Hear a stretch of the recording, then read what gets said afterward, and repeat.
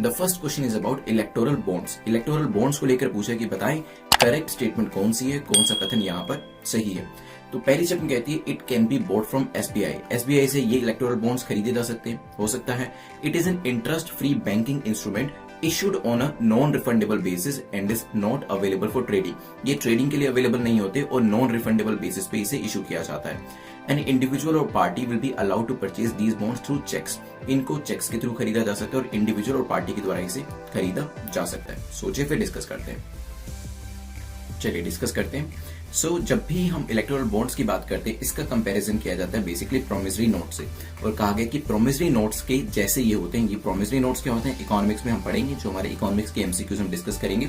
यहाँ पर बात करी जाए इलेक्टोरल बॉन्ड्स की, तो यहाँ पे कोई भी इंडियन सिटीजन जो है या फिर कंपनी या फिर पार्टी इसको परचेज कर सकते हैं और सिलेक्टेड एसबीआई की ब्रांच से इसे खरीदा जा सकता है। पहली स्टेटमेंट आपकी करेक्ट हो जाती है। बेसिकली ये नॉन रिफंडेबल बेसिस पे लिए जाते हैं, नॉन ट्रेडिंग पर्पज के लिए होते हैं।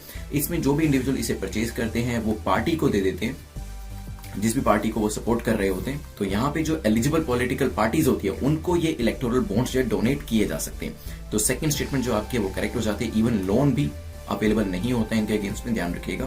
देन एनी इंडिविजुअल और पार्टी अलाउ होती है परचेज करने के लिए, तो यस इंडिविजुअल हो या पार्टी हो वो इनको खरीद सकती है डिजिटल मेथड से भी और थ्रू चेक्स भी। तो ध्यान रखिएगा, ये कुछ इंपॉर्टेंट चीजें हैं। अभी रिसेंटली न्यूज थी जिसमें CIC सेंट्रल इंफॉर्मेशन कमीशन ने कहा कि जो आइडेंटिटी है, जो लोग इलेक्टोरल बॉन्ड स्कीम के अंदर इसे परचेज करते हैं, डोनेट करते हैं, जो इसमें डोनर्स होते हैं, उनके नाम अगर दिखा दिए जाएंगे तो उससे कोई लार्जर पब्लिक इंटरेस्ट सर्व नहीं होता। क्योंकि देखिए हमेशा से ये डिमांड रही है कि इलेक्टोरल बॉन्ड्स जो है वो खरीद के कौन किस पार्टी को डोनेट कर रहा है, कौन यूपीए को डोनेट कर रहा है, कौन एनडीए को डोनेट कर रहा है। इसमें लोगों का बहुत ज्यादा इंटरेस्ट होता है कि पता तो चले कि कौन ऐसा कर रहा है। लेकिन बात भी सही है, CIC का कहना यह है कि इसके ऊपर अब RTA डालने लग जाओगे तो बहुत ज्यादा RTA हमारे पास भी आ जाएगी। इससे कोई पब्लिक इंटरेस्ट तो सर्व नहीं हो रहा है, ये तो सिर्फ आप अपने इंटरेस्ट के लिए जानना चाह रहे हैं कि कौन सा इंडिविजुअल किस पार्टी को यहाँ पर डोनेट करने की कोशिश कर रहा है। सो तीनों स्टेटमेंट्स हमारी करेक्ट हो जाती है। डी हमारा यहाँ पे करेक्ट आंसर हो जाएगा।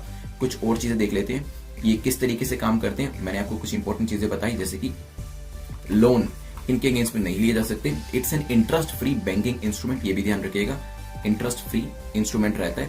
ये आपका देखिए इकोनॉमिक्स का क्वेश्चन भी धीरे धीरे बनता जा रहा है। तो जो वेरियस प्रोविजन है इलेक्टोरल बॉन्ड के वो आपको पता होनी चाहिए। अगर मैं आपको कहूं कि कितने जो डिनोमिनेशन होते हैं उसके अंदर इसे इशू किया जाता है, बताएं क्या इसे 1 रुपी, 5 रुपी, 10, 100, 1000 कितने के डिनोमिनेशन में इसे निकाला जाता है?